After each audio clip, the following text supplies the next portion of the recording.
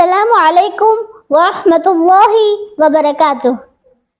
حضرت عبداللہ بن مسعود رضی اللہ عنہ بیان کرتے ہیں کہ رسول اللہ صلی اللہ علیہ وسلم نے ارشاد فرمایا، لا يدخل الجنة من كان في قلبه مثقال ذرة من کبر۔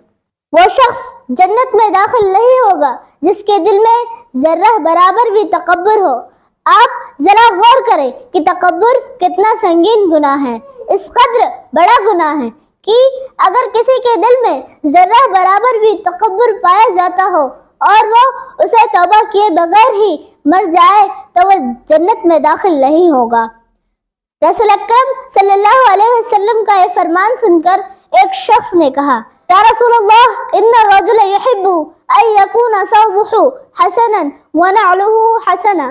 اے اللہ کے رسول، بے شک ایک آدمی یہ پسند کرتا ہے کہ اس کا لباس اور اس کا جوتا خوبصورت ہو، تو کیا یہ بھی تکبر ہے؟ آپ صلی اللہ علیہ وسلم نے فرمایا، ان اللہ جمیل یحب الجمال۔ بے شک اللہ تعالیٰ خوبصورت ہے اور خوبصورتی کو پسند کرتا ہے۔